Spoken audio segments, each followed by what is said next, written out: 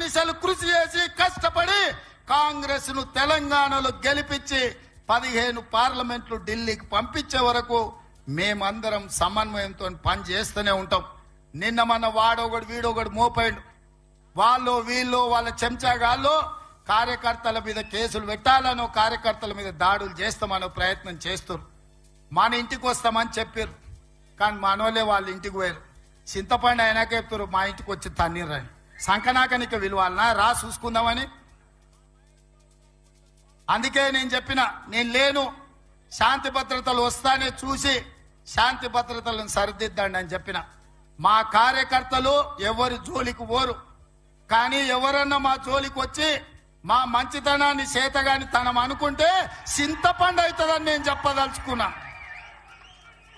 మా మహేష్ గౌడ్ గారు కొంచెం సౌమ్యుడు అయి ఉండొచ్చు, కాకపోతే వెనకాల నేనున్న ఆ సంగతి మరవద్దు.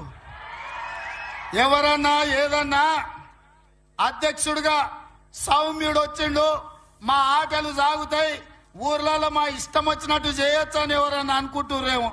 నేను వెనకాలనే ఉన్న బిడ్డ, ఎవరన్నా మా కార్యకర్తల జోలికి వస్తే ఒక్కడొక్కడికి ఉంటదని నేను చెప్తున్నా.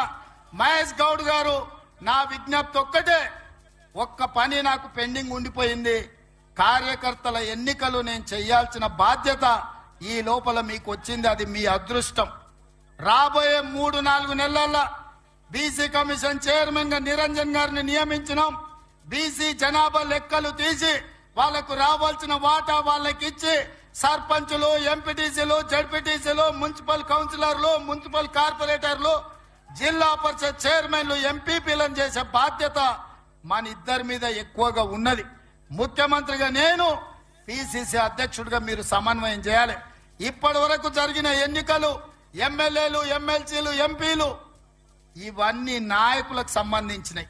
నాయకులు ఎట్లో గట్ల నడుస్తుంది, కానీ కార్యకర్తలు కష్టాలలో ఆ కార్యకర్తల్ని గెలిపించి వాళ్ళని సర్పంచులుగా చేయాల్సింది, ఎంపీటీసీలుగా గెలిపించాల్సింది, జడ్పీటీసీ, ఎంపీ, జిల్లా పరిషత్తులు చేయాల్సిన బాధ్యత మన మీద ఉన్నది. అన్నిటికంటే గురుతరమైన బాధ్యత, బరువైన బాధ్యత ఇదే. ఈ రోజు మీ భుజాల మీద అది ఉన్నది. అందరినీ సమన్వయం చేయండి. గ్రామ గ్రామాన కార్యకర్తలు జెండా మోచిన వాళ్ళను అవసరమైతే ఊపిరైన వదిలి